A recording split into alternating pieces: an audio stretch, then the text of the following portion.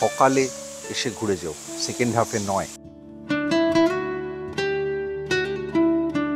সেই আচানকমারের জঙ্গলের সঙ্গেই কিন্তু এই পুরো জায়গাটা কানেক্টেড।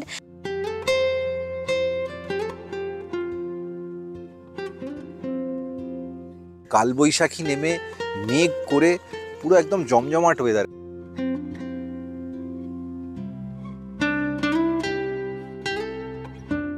সিরিজের আগের পর্বে তোমরা দেখেছো যে আমরা পৌঁছে গেছি অমরকণ্টক।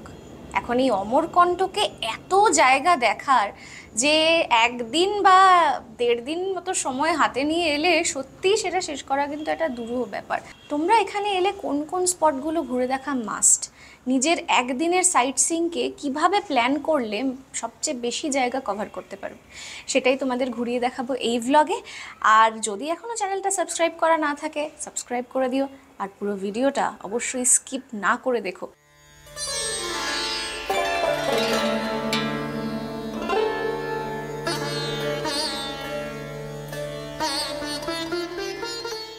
একদিকে বৈদিক ভারতের ইতিহাস, অন্যদিকে হিন্দু লোকগাথা, দুয়ে মিলেই অমরকণ্টক।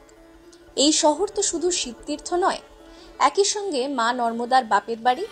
আবার ভূগোলের পরিভাষায় নর্মদা, সোন আর জহিলা একই সঙ্গে 3 নদীর উৎসস্থল।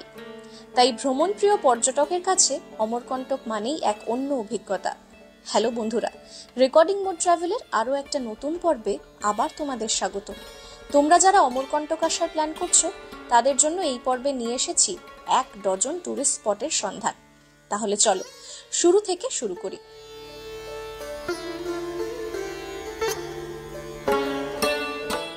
ঘড়ি বলছে সকাল 8:30 বেজে গেছে, আর আমরা রওনা দিয়ে দিয়েছি ফার্স্ট ডেস্টিনেশনের উদ্দেশ্যে। সেটা হচ্ছে কপিলধারা। তোমরা যারা ভাড়া গাড়িতে সাইট সিইং করবে বা নিজেদের গাড়িতে, অমরকণ্টক থেকে সাইট সিইং এর প্রচুর স্পট, কিন্তু একটু জঙ্গলের রাস্তা এবং শহর থেকে একটু দূরে 7-8 কিলোমিটার দূরে হচ্ছে কপিলধারা। তো সেই পার্টটাই, কপিলধারা, দুধধারা, এইগুলো সকালের দিকে ঘুরে নেওয়াটা খুব জরুরি, কারণ বাকিগুলো একদম শহরের প্রাণকেন্দ্র বলতে পারো বা খুব কাছে পিঠের মধ্যেই, পায়ে হেঁটেও ঘোরা যায়। তো এই দূরের গুলো আগে ঘুরে নেওয়াটা একদম জঙ্গলের মধ্যে, তো খুব আর্লি বেরিয়ে যদি আসতে পারো তাহলে ভালো লাগবে। আর এই সময়ে পরিবেশটাও খুব অন্যরকম, শান্ত একদম।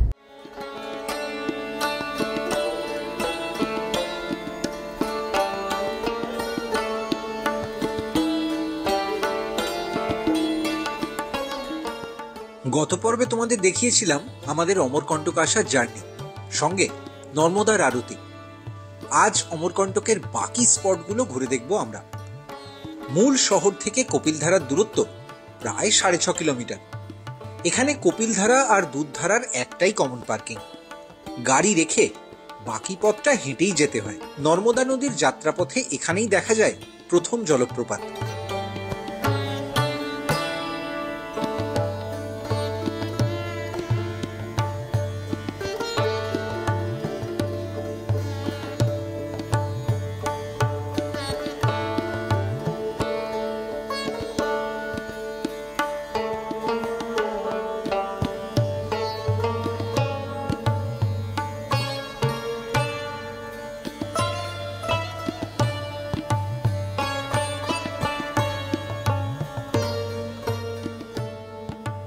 ঢুকেই কপিলধারা দেখার আগেই যেটা চোখে পড়লো যে জায়গাটা, সেটা হচ্ছে কপিল মুনির আশ্রম। এখন তো খুব সুন্দর করে এরকম ছোট ছোট ছোট ছোট বাড়ি, মানে কটেজ মতো করা আছে। যখন এখানে 12 বছর কপিল মুনি সাধনা করেছিলেন তখন কিন্তু জঙ্গলের মধ্যে, আর ঢুকেই সেজন্য একটা বাঘের মূর্তিও এখানে করা আছে। এদিকে দুর্গা মায়ের মন্দির, এদিকে কপিল মুনির একটা, এটা তো স্ট্যাচু বা যাই একটা করা আছে আর কি, যেটা মানেন এখানে সবাই। মজার বিষয় হচ্ছে কপিল মুনির আশ্রম আমাদের ওখানে গঙ্গাসাগরেও আছে। গোটা ভারতের বিভিন্ন প্রান্তে ঘুরে ঘুরে একসময় তিনি সাধনা করেছেন, এবং তার মধ্যে 12 বছর তার কেটেছিল এই জঙ্গলের মধ্যে।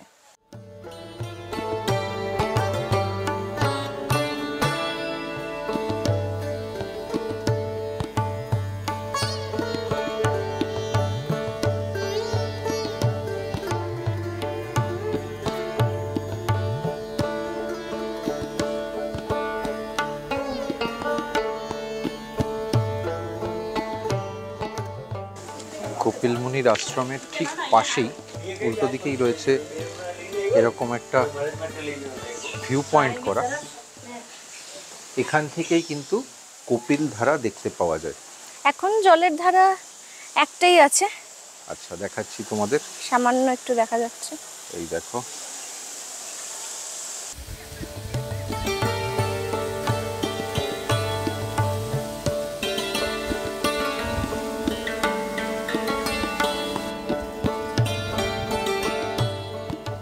এখন আমরা রয়েছি কপিল ধারায়।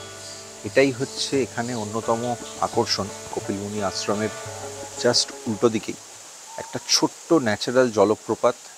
যেহেতু এখানে কপিল মুনি দীর্ঘদিন তপস্যা করেছিলেন, তাই তার নামেই এর নামকরণ করা হয়েছে।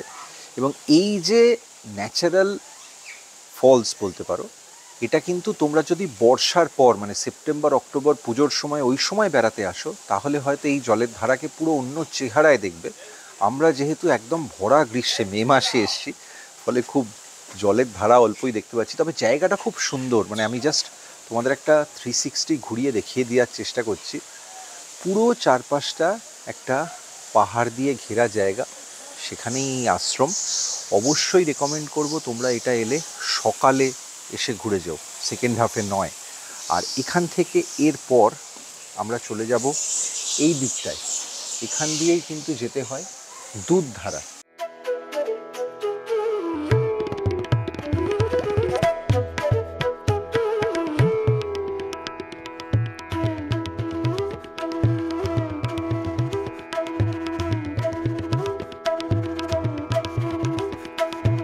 এই যেটা দেখতে পাচ্ছ, এটা হচ্ছে কৈলাস আশ্রম। নিশ্চয়ই কোনো সাধু সন্তদের তপস্যা স্থল। চলো সামনে যাওয়া যাক। এখন আমরা কপিল ধারা থেকে যাচ্ছি দুধধারার দিকে। এই যে আমাদের একটা ছোটোখাটো ট্রেল ধরে ট্রেক হয়ে যাচ্ছে, সেটাও তোমরা দেখো। আমাদের কি এবার এই দিকে যেতে হবে? সম্ভবত এই দিকেই। আচ্ছা, এখানে লেখা আছে ডিরেকশন, দুধধারা মার্গ। এইটা বোর্ড করা আছে খুব সুন্দর, মানে 150 মিটার এখান থেকে এই দিকে রাস্তাটা, সিঁড়ি দিয়ে এসে রাস্তাটা ডান দিকের রাস্তাটা।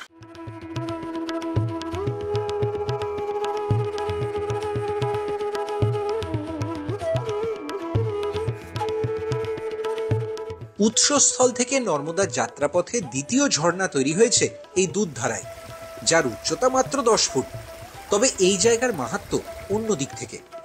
এখানেই রয়েছে দুর্বাসা মুনির তপস্যা স্থল আর আশ্রম। সেই দুর্বাসা, যার ছিল প্রচণ্ড রাগ, আর যার অভিশাপের বহু গল্প শুনতে পাওয়া যায় পৌরাণিক উপাখ্যানে।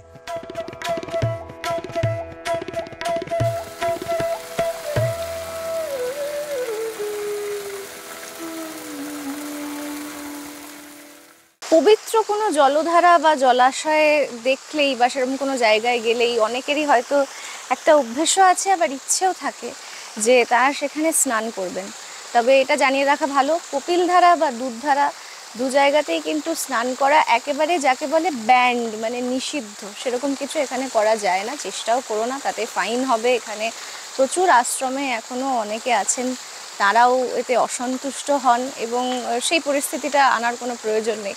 আর এখানে কিন্তু একইভাবে আমরা দেখেছি নর্মদা উদ্গম স্থল, যেখানে এখন নর্মদা মন্দির, সেখানেও কিন্তু স্নান করা যায় না, শুধুমাত্র জল নিয়ে যেতে পারো সেখান থেকে।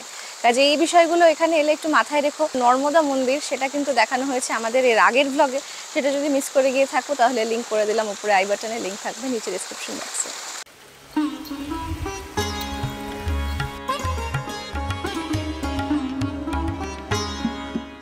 তোমরা যারা কপিল ধারা দুধধারা আসবে, তাদের জন্য বলে রাখি, পৌঁছানোটা কিন্তু তুলনামূলকভাবে সহজ, কারণ সেটা অনেকটাই হচ্ছে নামা উতরাই। ফেরার পথে পুরোটাই কিন্তু চড়াই। সুতরাং দুধধারা কিন্তু সবাই যেতে পারবেন না। হ্যাঁ, বিশেষ করে যারা বয়স্ক, একদম বাচ্চারা হলেও, বা যাদের পায়ে কোনো সমস্যা থাকবে, হ্যাঁ, তারা কিন্তু না যাওয়াই রেকমেন্ডেড।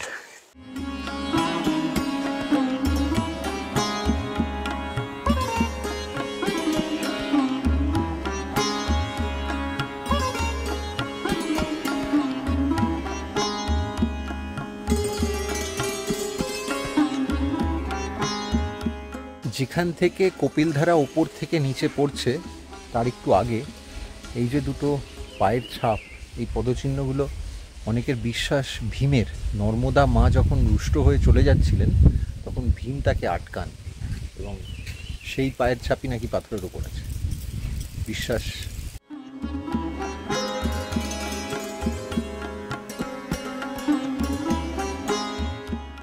এগুলো সব হচ্ছে জড়িবুটি, কিছু একটা অর্থ অয়েল নেওয়া হচ্ছে। এখানকার জড়িবুটির আমি খুব নাম শুনেছি, আর এখানে আস্তে আস্তে দেখছিলাম এরা ওগুলো এখানেই বানায়।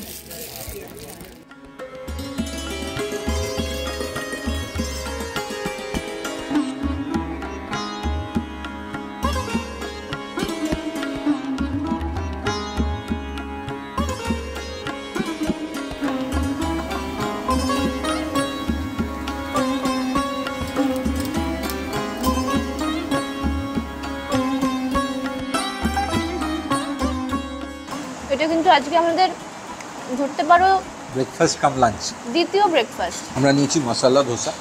এখানে কপিলধারার খুব কাছে যেখানে কার পার্কিং, সেখানে অনেকগুলো এরকম ছোটোখাটো খাওয়ার জায়গা পেয়ে যাবে তোমরা।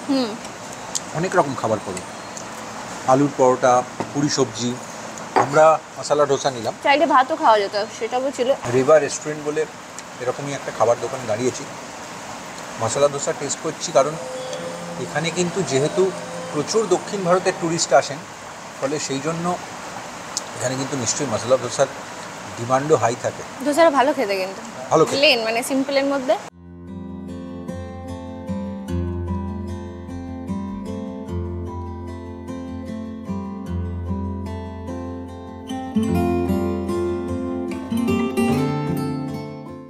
এরা আমাদের গাড়ির ছাদে ছিল, এসে গাড়ি অন মানে লক খুলতেই ওরা লাফিয়ে ওই গাড়িতে চলে গেল, গাড়ির রিমোট অন হতে। হ্যাঁ, আর পুরো মানে এই কাঁচ, এখানে সব আঙুলের ছাপ, হাত পায়ের ছাপ, মানে পুরো লঙ্কা কাণ্ড ঘটিয়ে রেখে দিয়েছে গাড়িতে।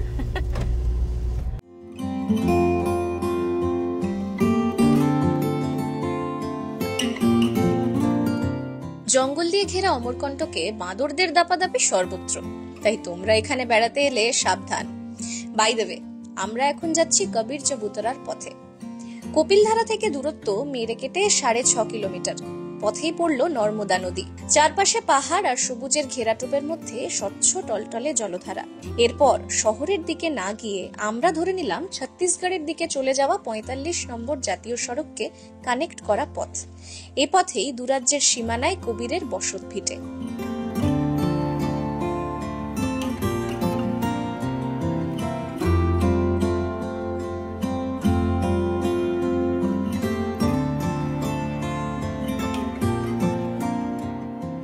চাদারিয়া ঝিনি রে ঝিনি, জীবন মৃত্যুর যে চক্র, তা নিয়ে কবিরের অসাধারণ লাইন, যা আমাদের কাছে ছোটবেলায় ফেমাস হয়ে গিয়েছিল বা বলতে পারো অবিস্মরণীয় হয়ে গিয়েছিল অনুপ জালোটার কণ্ঠে সেই ভজন শুনে। লেখা কিন্তু কবিরের। এতগুলো কথা কবিরকে নিয়ে এই কারণে বললাম কারণ এখন দাঁড়িয়ে রয়েছি কবির চবুতরায়। আগে জায়গাটা পুরোটা তোমাদের একটা 360 ভিউ দেওয়ার চেষ্টা করি। দেখতেই পাচ্ছ চারপাশে পাহাড়, জঙ্গল, এবং তার মধ্যেই এই জায়গাটা। অমরকণ্টক থেকে খুব বেশি হলে শহর থেকে 3-3.5 কিলোমিটার হবে। এই মুহূর্তে আমরা রয়েছি, আর আমার ঠিক পেছনে যে বিল্ডিংয়ের স্ট্রাকচারটা দেখতে পাচ্ছ এখন সংস্কার করা হচ্ছে, ওখানেই কিন্তু কবিরের কুটির ছিল।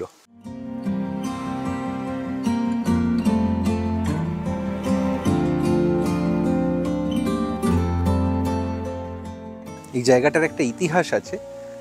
কবির যখন বান্ধবগড়ের দিক থেকে পুরী জগন্নাথ মন্দিরের দিকে হেঁটে যাচ্ছিলেন, সেই যাত্রা পথে তিনি এখানে থেমে কিছুদিন ছিলেন, বিশ্রাম নেন, এবং তখনই এই কুটির নির্মাণ করেন। আর এই জঙ্গলে একটা প্রকাণ্ড গাছ আছে, বট গাছ, তার তলায় বসে কবির প্রচুর তার যে সেই ফেমাস সমস্ত দোহা সেগুলো লিখেছিলেন, এবং সেই কারণের জন্য এখানে যে প্রস্তরখণ্ড সেটার নামও কিন্তু কবিরের নামে।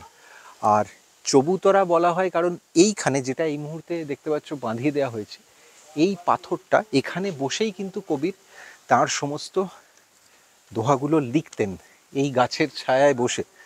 ভাবার চেষ্টা করছি যে এই জায়গাটার কি অসীম মাহাত্ম্য। আর আরও একটা এই জায়গাটার সঙ্গে অন্য গল্পও আছে, সেটা বিদিশা বলবে।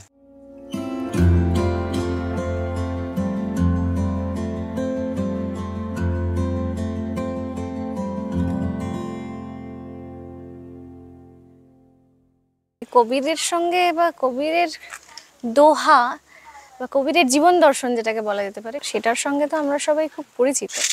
কিন্তু এই জায়গাটার যে প্রাকৃতিক গুরুত্ব বা প্রাকৃতিক সৌন্দর্য, সেটা কিন্তু মানে অসম্ভব ভালো। দেখো, আমরা যখন জঙ্গলে সাফারি করি বা সব করি, তখন তো এই জঙ্গলে এরকম করে নেমে বসা, এই গাছের ছায়ায় বসে থাকা, কি একটু উদাস হয়ে যাওয়া, এগুলোর লাক্সারিটা থাকে না। আচানাকমারের জঙ্গলেই আমরা সাফারি করেছি এর আগে, তোমরা দেখেছো। সেই আচানাকমারের জঙ্গলের সঙ্গেই কিন্তু এই পুরো জায়গাটা কানেক্টেড। আর এখানে একটা ট্রেকিং ট্র্যাক মতো করা আছে। ট্র্যাক কিন্তু খুব একটা ভালো নয়, জঙ্গলের পাথুরের রাস্তা দিয়েই যেতে হবে, কিন্তু ওই একটা মানে সাইডে ফেন্সিং দেওয়া আছে আর কি। তো সেই ট্রেকিং রুটটায় এখান থেকে 8.5 কিলোমিটার পর্যন্ত যাওয়া যায়। তোমরা যদি ট্রেকিংয়ে অভ্যস্ত হও বা হাইক করতে ভালোবাসো, তার সঙ্গে প্রকৃতি জঙ্গল ভালোবাসো, তাহলে ডেফিনেটলি ভোর ভোর চলে এসো। 8.5 কিলোমিটার যাওয়া আসা মানে পুরো ব্যাপারটাতে সন্ধে হয়ে যাবে। আর ব্যাস এভাবেই এনজয় করো, এখানে এসে জায়গাটাও দেখা হবে আর জঙ্গলে ঘোরা হবে।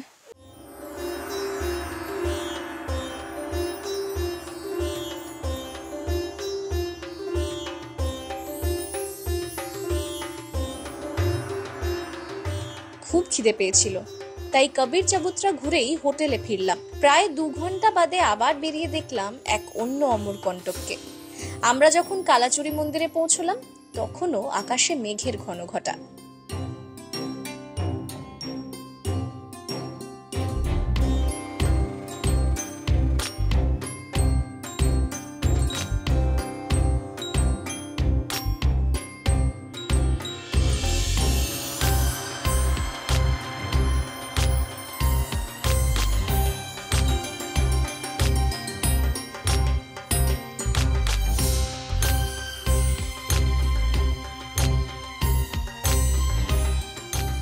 এখন ঘড়ি বলছে 3:30 বেজে গেছে, আর আমরা এসে গেছি কালাচুরি গ্রুপ অফ টেম্পলসে। UNESCO heritage site, world heritage site. ঢোকার জন্য 25 টাকা করে টিকিট, আর তার পাশাপাশি ভিডিওগ্রাফিরও এক্সট্রা চার্জ আছে। সব তোমরা ডেসক্রিপশানে পেয়ে যাবে। এখানে অনেকগুলো এরকম মন্দির আছে। আর দেখতেই পাচ্ছ, সকালবেলা যখন ঘুরছিলাম আর তারপর এখন এই সেকেন্ড হাফে পুরো আবহাওয়া কিন্তু চেঞ্জ হয়ে গেছে। মানে এর মধ্যে কালবৈশাখী নেমে মেঘ করে পুরো একদম জমজমাট ওয়েদার। একবার পুরোটা জাস্ট তোমাদের দেখিয়ে দিই, তোমরা দেখলে বুঝতে পারবে যে এই মুহূর্তে অমরকণ্টকের ওয়েদারটা কীরকম। ঘোরার জন্য খুব আইডিয়াল, তবে আজকে আমাদের এতগুলো স্পট কভার করতে হবে।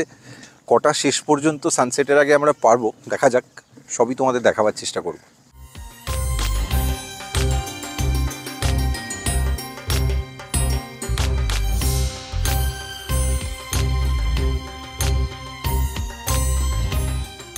কালাচুরি টেম্পলের এই যে পুরো কমপ্লেক্সটা, তার মধ্যে তো অনেকগুলো মন্দির ছড়িয়ে ছিটিয়ে।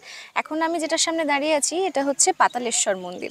এই পুরো কালাচুরির যে একই জায়গায় এতগুলো মন্দির থাকবে, এটা তৈরি করেছিলেন কালাচুরি বংশের রাজা কর্ণদেব 1041 থেকে 1072 সাল পর্যন্ত। মানে 31 বছর লেগেছিল ধীরে ধীরে এই পুরো জিনিসটাকে একটা এই ধরনের রূপ দিতে।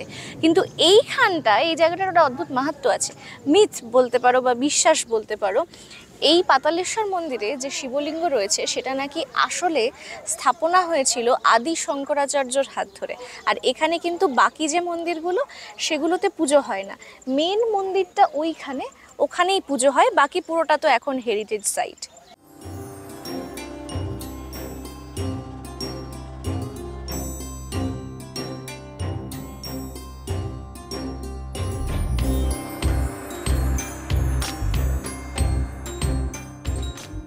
এই সামনে যেটা দেখতে পাচ্ছ, দেখাচ্ছি, এটাকে বলা হয় সুরজকুণ্ড। এবার এই সুরজকুণ্ড সম্পর্কে একটা অন্য বিশ্বাস আছে যে এই পুষ্করিণী খনন করিয়েছিলেন আদি শঙ্করাচার্য, এবং এটাকে কেউ কেউ মনে করেন যে নর্মদার আসল উৎস এখান থেকেই, পরে এটাকে এই রকম সংস্কার করে এই চেহারা দেয়া হয়। যাই হোক, বিভিন্ন গল্প।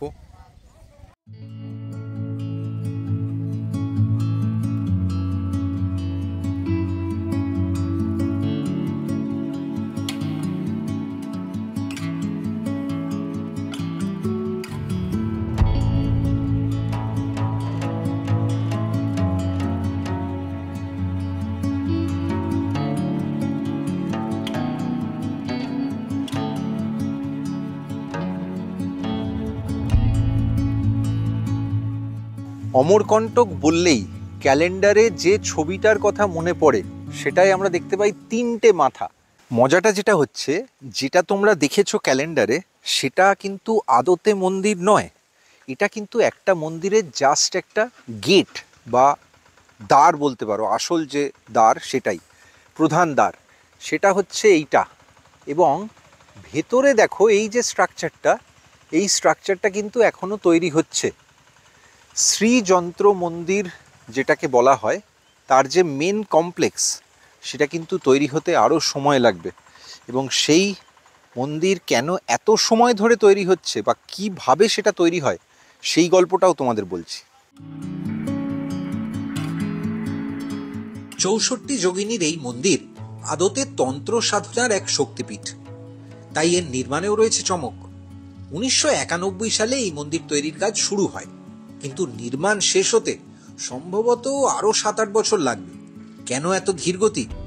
কারণ এখানে কাজ হয় শুধুমাত্র গুরু পুষ্য নক্ষত্রে।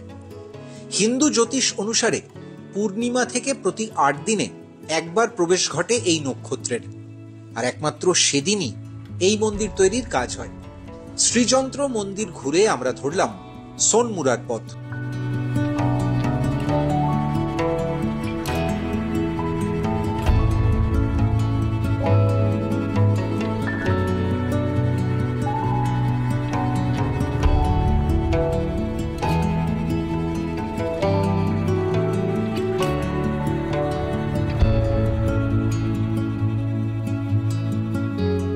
সোনমুড়া নাম থেকেই বুঝতে পারছো, সোন নদীর সঙ্গে এর কিন্তু একটা যোগাযোগ রয়েছে। আমরা এই মুহূর্তে যে সোনমুড়ায় রয়েছি, এটাকেই কিন্তু মনে করা হয় সোন নদীর উৎপত্তি স্থল, মানে যেটা উৎস নদীর। এবং সেটা তোমাদের দেখানোর চেষ্টা করছি। এই যে দেখো, একটা বাঁধানো আছে অংশ, এর ভেতরে একেবারে সরু ফিতের মতো জল যাচ্ছে, জাস্ট সেটাই কিন্তু আদতে সোন নদীর উৎস।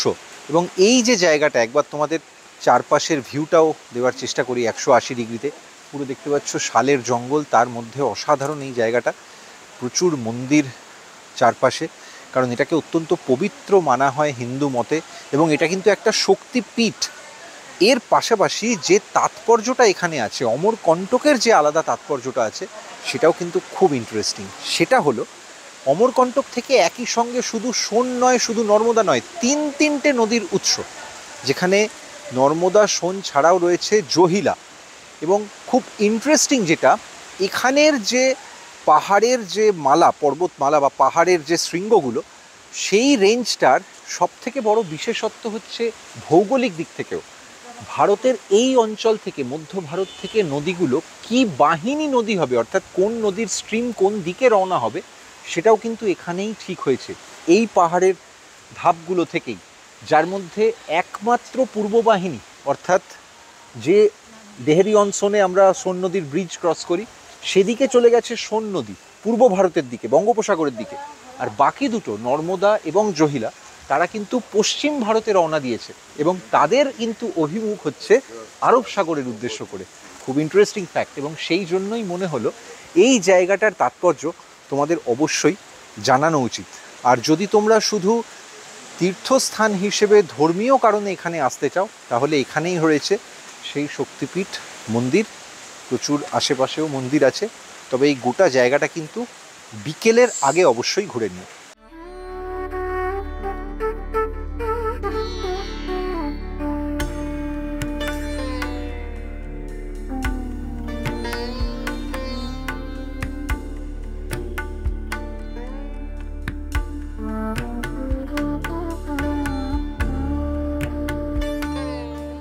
ঠিক 1 বছর আগে এই সময়ে, এই মে মাসেই আমরা খাজুরাহো গিয়েছিলাম। একটাই তফাৎ, সেদিন এত গরম ছিল যে পাথরে পা দিলে মনে হচ্ছিল পায়ে ফোসকা পড়ে যাবে, সেই অবস্থায় ছবি তুলেছি, শ্যুট করেছি। আর আজকে অমরকণ্টকে কালবৈশাখীটা আশীর্বাদ মনে হলো। সকালে যখন 43 ডিগ্রিতে শ্যুট করেছি তখনও কোনো ধারণা ছিল না যে দুপুরের পর এরকম একটা সারপ্রাইজ প্রকৃতি দিলেন, ঈশ্বর দিলেন জানি না, কিন্তু আজকে এই অবস্থায় ভীষণ খাজুরাহোর কথা মনে পড়ছে। তাই ওই ভ্লগটা তোমাদের জন্য উপরে লিঙ্ক করে দিলাম আই বাটনে, আর নিচে ডিসক্রিপশন বক্সেও থাকলো।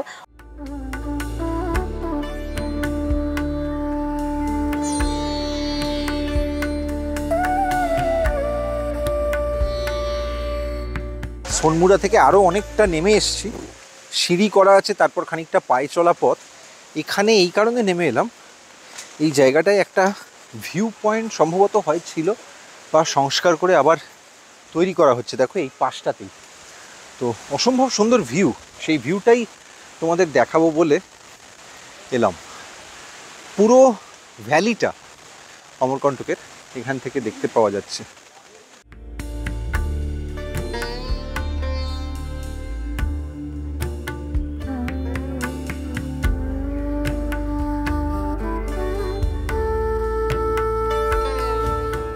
সোনমুড়া থেকে শহরে ফেরার দুটো পথ, একটা রাস্তা ভৃগু কমণ্ডলু হয়ে, আমরা অন্য পথ ধরে থামলাম মাইকি বাগিয়ায়। পুরাণ মতে এখানেই ছিল মা নর্মদার বাপের বাড়ি। শিবের শরীরের ঘাম থেকে জন্ম হওয়া নর্মদা কিন্তু এখানে নিছক নদী নয়, এখানে তিনি এক কন্যা সন্তান, যার উচ্ছল শৈশব কেটেছে এই ভিটেতেই।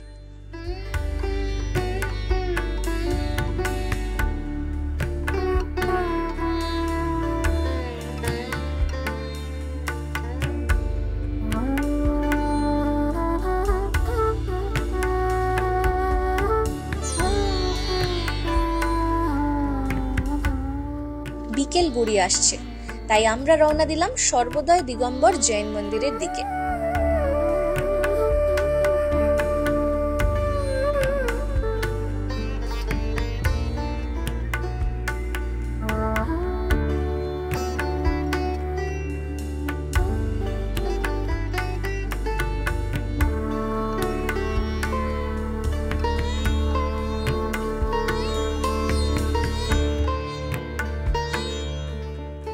দেখতেই পাচ্ছ বেলা পড়ে আসছে, আর এই মুহূর্তে আমরা যেখানে রয়েছি এটা হচ্ছে অমরকণ্টকের সব থেকে লেটেস্ট আকর্ষণ বলতে পারো, সর্বদয় দিগম্বর তীর্থ। সেটা জৈনরা অত্যন্ত পবিত্র মনে করেন, সেই সর্বদয় দিগম্বর জৈনের মন্দির এখানে। এই মন্দির অবশ্য তৈরি শুরু হয় 2006 সাল থেকে, এবং 17 বছর হয়ে গেল এই মন্দির এখনও কিন্তু পুরোপুরি ফিনিশ হয়েছে তা বলা যায় না। মন্দিরের বাইরের কাঠামো তৈরি হয়ে গেছে, তবে ভেতরে এবং পেছনে যে মূল মন্দির তার চূড়ায় কিছু কাজ বাকি আছে।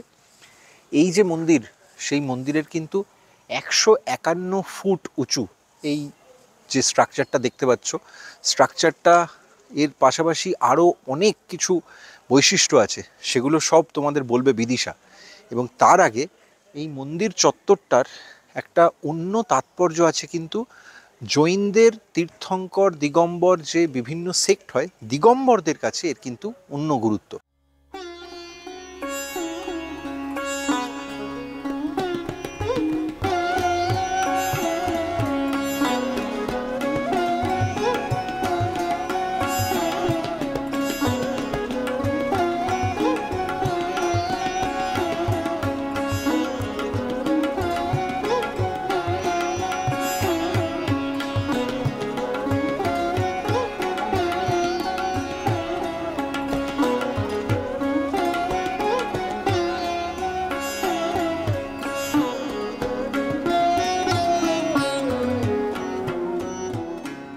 মূল মন্দিরের ভেতরে 24 টনের অষ্টধাতুর শ্রী দিগম্বর জৈনের বিগ্রহ বললাম তার কারণ প্রাণ প্রতিষ্ঠা হয়ে গেছে, যদিও এখনো কিছুটা কনস্ট্রাকশনের কাজ বাকি আছে। আর সেই বিগ্রহ কিন্তু রয়েছে 28 টনের পদ্মের ওপর। গিয়ে দেখবো কেমন লাগে, যদি অ্যালাউড হয় তাহলে তোমাদেরও দেখাবো। তবে 8:30 পর্যন্ত প্রতিদিন মন্দির খোলা থাকে। রাত 8টায় এলে তোমরা আরতি দেখতে পেতে পারো। এবং এই পুরো জায়গায় নিরাপত্তার একটা বেড়াজাল আছে সর্বক্ষণ, কিন্তু মানে বাইরেও দেখলাম আমি, এখান থেকে ঝলকে ভেতরেও দেখে নিয়েছি, একদম বিগ্রহের সামনে পুরো সিকিউরিটি গার্ড রয়েছেন, কাজেই কড়া নিরাপত্তার একটা ব্যাপার এখানে আছে।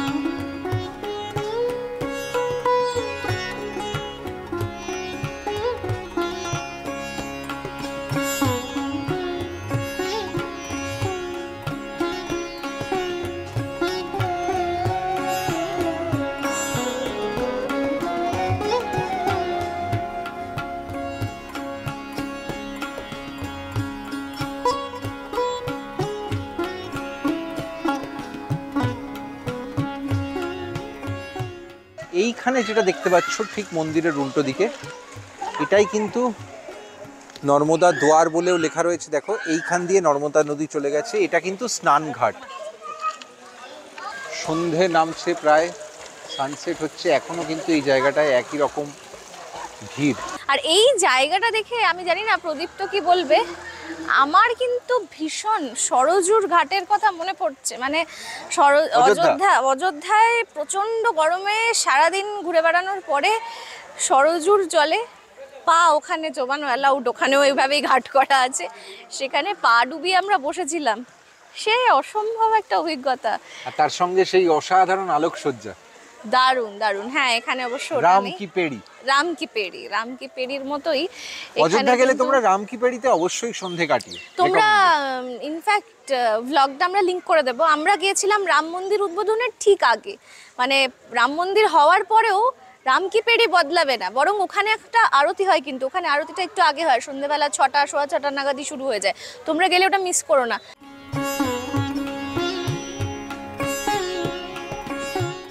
সন্ধ্যের নর্মদা কুণ্ড ঘুরে আমরা যখন হোটেলের দিকে পা বাড়ালাম, তখন আরতি শুরু হচ্ছে উদ্গমস্থলে।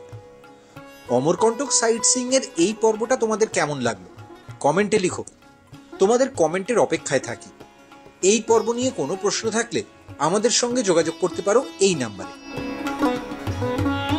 পর্বটা ভালো লাগলে ভিডিওটা শেয়ার করো। এই চ্যানেলে নতুন হলে সাবস্ক্রাইব করে নিও। আগেই সাবস্ক্রাইব করা থাকলে বেল আইকনে ক্লিক করে অল নোটিফিকেশন এনেবল আছে কিনা দেখে নিতে ভুলো না। ইনস্টাগ্রাম, ফেসবুকেও রেকর্ডিং মোডকে লাইক ফলো করে নিও আমাদের বেড়ানোর সব আপডেট হাতে গরম পেতে। পরের পর্বে আবার দেখা হচ্ছে নতুন কোনো ডেস্টিনেশন থেকে।